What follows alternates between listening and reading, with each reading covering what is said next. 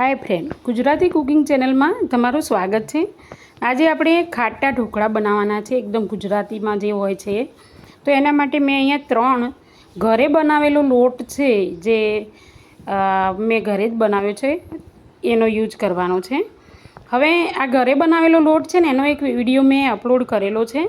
જો તમારે આ રીતે બનાવવું હોય તો બનાવી શકો છો, જેથી દાળ પલાળવાની ઝંઝટ હોય નહીં અને આથો પણ સારી રીતે આવી જાય છે। જો આ રીતે જે રીતે કે આપણે લાડવા બનાવતા હોય એનું કેવું કરકરું હોય છે એવું દળવાનું છે। હવે એની અંદર આપણે આ ખાટી છાશ છે, તો જો તમારા જોડે ખાટી છાશ ના હોય તો તમે મોળી છાશથી કે દહીંથી પણ પલાળી શકો છો। આથો કેવી રીતે લાવો એ હું તમને પાક્કું કહી દઈશ, અને ખાટા કેવી રીતે બને। તો આની અંદર મેં એક દિવસ પહેલાંની છાશ લીધી છે અને એનાથી એક ડબ્બો લીધો છે। એ ડબ્બામાં મેં આ રીતે મિક્સ કરી દઈશું આપણે। તો આ સરસ મજાનો ડબ્બો એટલા માટે કે આપણને આથો સારી રીતે આવે અને અંદર ગરમ રહે, એના લીધે આથો ઝડપથી આવી જાય છે। એટલે ડબ્બામાં મેં પલાળ્યું છે। તમારી જોડે ડબ્બો ના હોય તો તમે તપેલીમાં પણ પલાળી શકો છો, એના માટે કોઈ ઇશ્યુ નથી। તો આ પલાળ્યા પછી છે ને આપણે એને 4-5 કલાક માટે રહેવા દેવાનું છે ઢાંકી અને।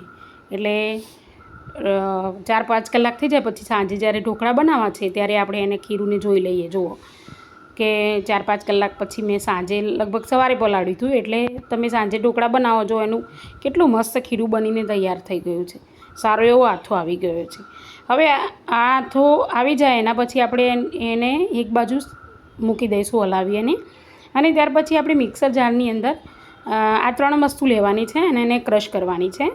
એક લીલા મરચાં અને લસણ ભરપૂર લેવાનું છે, આ રીતે થોડું વધારે, અને આદુનો એક નાનો પીસ લીધો છે। પછી આને સરસ મજાનું ક્રશ કરી લેવાનું છે, મિક્સરમાં આ રીતે ગ્રાઇન્ડ કરી લઈશું। અને આ જે પેસ્ટ બને છે એને આપણે જે ઢોકળાનું ખીરું બનાવ્યું છે ને એની અંદર એડ કરવાનું છે। તો એના લીધે મસ્ત ટેસ્ટ આવે છે, બહુ સરસ ટેસ્ટ આવે છે। તો આપણે એમાં એડ કરીશું। તો જુઓ તમને હું આથો બતાવું, કેટલો સરસ આથો આવી ગયો છે। અને જો તમારે આથો ના આવતો હોય તો એક વસ્તુ કામ કરવાની કે સાંજે ત્યારે તમે ઢોકળા બનાવો ને ત્યારે 2 લીંબુનો રસ અંદર રેડી નાખવાનો। તો એના લીધે શું થશે, મસ્ત આથો આવી જશે। અને થોડી વાર પછી 5 મિનિટ રહી અને મસાલા કરવાના આ રીતે। તો આપણે આદુ અને મરચાંની પેસ્ટ અંદર એડ કરી છે। હવે એને સારી રીતે હલાવવાની છે અને થોડું મીઠું નાખ્યું છે મેં સ્વાદ પ્રમાણે, અને કલર પકડાય એના માટે થોડી હળદર નાખી છે। બસ બીજું કંઈ અહીંયા એડ કરતા નથી। હા, અજમો થોડો એડ કરીએ છીએ, જેના લીધે વધારે ટેસ્ટી ઢોકળા લાગે છે। હવે આટલી જ વસ્તુ આવે છે, અને લીંબુનો રસ પણ મેં 1 લીંબુનો રસ લીધો છે। આથો આવ્યો છે તેમ છતાંય, કારણ કે આપણે ખાટા ઢોકળા બનાવી રહ્યા છીએ। તો હવે આ બધું મિક્સ કરી દેવાનું છે। જો બને ને તો ચમચીથી, ના બને તો તમારે હાથથી ફેંટો તો વધારે સારું છે, પણ મારે હાથો આવી ગયો છે એટલે હું ચમચીથી ફેંટું છું। જો તમારે હાથો ના આવ્યો હોય તો એ રીતે ફેંટી શકો છો। હવે સારી રીતે ફેંટી લીધા પછી એનો કલર એકદમ મસ્ત ચેન્જ થઈ ગયો, જુઓ તમે। એટલે સરસ રીતે ફેંટવું એ જરૂરી છે વધારે। તો આ રીતનું બેટર તૈયાર થઈ જાય ને એના પછી જ ઢોકળા ઉતારવાના છે। પણ એના પહેલાં એક બીજું કામ કરવાનું છે કે આ રીતનું બેટર થઈ જાય ને એના પછી આપણે ખાવાના સોડા લઈશું અહીંયા, કારણ કે આપણે ઈનો નથી વાપરતા, અને 1 ચમચો તેલ લેવાનું છે। તો ખાવાના સોડાની અંદર પાણી થોડું રેડી અને એને એક્ટિવ કરી લેવાના, અને એક્ટિવ કર્યા પછી એને આપણે તેલ રેડવાનું, અને તેલ રેડશો એટલે સ્મૂધ બનશે એકદમ। હવે એને સ્ટીમ થવા માટે આપણે ગરમ પાણી મેં પહેલેથી જ મૂક્યું છે, એની અંદર લીંબુ જે નીચોયું છે એના 2 પીસ મૂકી દઈશું, જેથી કરીને આપણી કઢાઈ કાળી ના રહે અને સરસ મજાનું કઢાઈ પણ બગડે નહીં। તો એની અંદર તમે વઘાર કરવો હોય તો કરી શકો છો। તો બેટર તૈયાર છે, તો પછી જ્યારે ઢોકળા મૂકવાના થાય એટલે ખાવાના સોડા ઉમેરવાય, કે ઈનો હોય તો ઈનો પણ ઉમેરી શકાય છે, પણ હું અહીંયા ખાવાના સોડા યુઝ કરું છું, કારણ કે ઈનો વધારે ખાવો સારું નહીં। તો અહીંયા પાણીથી એક્ટિવ કરી લઈશું, સારું એવું મિક્સ કરી લેવાનું છે સરસ મજાનું, અને પછી એક થાળીની અંદર આપણે તેલ લગાડી અને પછી આપણે ઢોકળાનું બેટર એની અંદર એડ કરવાનું છે। તો સરસ મજાનું આ રીતે ફેંટી લેવાનું છે। પ્લીઝ આટલા સરસ વિડીયો બનાવું છું તો એ કોઈ સબસ્ક્રાઈબ નથી કરતું, એવું કેમ? પ્લીઝ સબસ્ક્રાઈબ કરો, લાઇક કરો અને શેર કરો।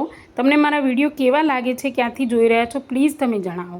તો આ રીતે આપણે થાળીની અંદર તેલ પહેલેથી મેં લગાવી દીધું છે, તો આવી રીતે સારી રીતે એને સ્પ્રીડ થાય એ રીતે રેડી દેવાનું છે ને આ રીતે બેટર બનાવવાનું છે। તો સ્પ્રીડ થઈ ગયું છે। હવે એના ઉપર છે ને આપણે લાલ મરચું છે એ થોડું આ રીતે નાખીશું, જેથી કરીને ઢોકળાનો ટેસ્ટ બહુ જ મસ્ત આવશે. હવે આપણે છે ને ગરમ પાણી થઈ ગયું છે અને સારું એવું બની ગયું છે, તો એમાં મૂકી દઈશું. હવે જો ઢોકળાને વધારે નહીં, 5 મિનિટ રાખો એટલે બની જ જાય. હવે જો એને આપણે ચેક કરીશું તો એકદમ ક્લીન ચપ્પુનું અણી નીકળે છે, મતલબ કે થઈ ગયા છે ઢોકળા. કેટલા મસ્ત ઢોકળા બની ગયા છે અને બહુ જ ખાવાની મજા આવે છે. હવે એને ઠંડા થવા દેવાના ને એના પછી આપણે પીસ કરીશું આ રીતે. ગરમના ગરમ તરત પીસ કરવાના નથી. હવે બીજી થાળી અંદર મૂકી દેવાની ને એના પછી ઠંડા થવા દેવાના અને આપણે આ રીતે મસ્ત પીસ બનાવી દઈશું. તો આવી રીતે સારા એવા પીસ તમને જે આકારમાં ગમતા હોય એ આકારમાં કટ કરી લેવાના છે. હવે કટ કર્યા પછી એક વસ્તુ છે કે આપણે વઘાર કરવાનો છે. તો વઘારની અંદર વધારે ધ્યાન રાખવાની જરૂર છે, કારણ કે આ વઘાર થઈ જાય ને એટલે એના પછી ખરેખરો ટેસ્ટ તો ગુજરાતી ઢોકળાનો ત્યારે જ પકડાય છે. તો જો આ ઠંડુ છે ને એટલે બધી રીતે મસ્ત રીતે નીકળી જશે આ રીતે સરસ. નીચે થાળી પણ બગડશે નહીં. તો એ રીતે સરસ જો હું તમને બતાવું નજીકથી, કેટલા સરસ ઢોકળા બની ગયા છે ખાટા. મજા આવે ખાવાની, એવા સરસ મજાના ફ્લફી થઈ ગયા છે. તો હવે આપણે વઘાર માટે મેં અહીંયા તેલ લીધું છે. તો તેલની અંદર આપણે રાઈ નાખીશું અને રાઈ નાખ્યા પછી હું એની અંદર થોડું જીરું પણ નાખ્યું છે અને આપણે એની અંદર થોડી હિંગ નાખવાની છે. પછી હિંગ નાખ્યા પછી એ વઘાર સારો એવો તતડી જાય એના પછી આપણે એમાં આ મરચાં છે મેં એડ કરેલા છે અને લીમડો છે એ નાખી અને સારો એવો વઘાર બનાવી દેવાનો છે આ રીતે. અને પછી વઘારને લઈ લેવાનો છે અને લઈ વઘાર બળી ના જાય એનું વધારે ધ્યાન રાખવાનું અને લઈ અને પછી આપણે આ રીતે ઢોકળાની અંદર એડ કરી દેવાનું છે. તો સરસ ગરમ ગરમ ઢોકળા બની જશે અને ખરેખર એટલા સરસ બને છે, મસ્ત ભાવે છે. તો પ્લીઝ તમે સબસ્ક્રાઈબ કરો, લાઇક કરો અને શેર કરો. કેટલા સરસ ઢોકળા બની ગયા છે. તો તમે પણ બનાવજો અને ક્યાંથી વિડીયો જોઈ રહ્યા છો ચોક્કસ માટે જણાવજો. જો કેટલા મસ્ત ઢોકળા બનીને તૈયાર થઈ ગયા છે. તો ફરી મળીશું આવતા વિડીયોમાં. ત્યાં સુધી રજા લઉં છું. બાય.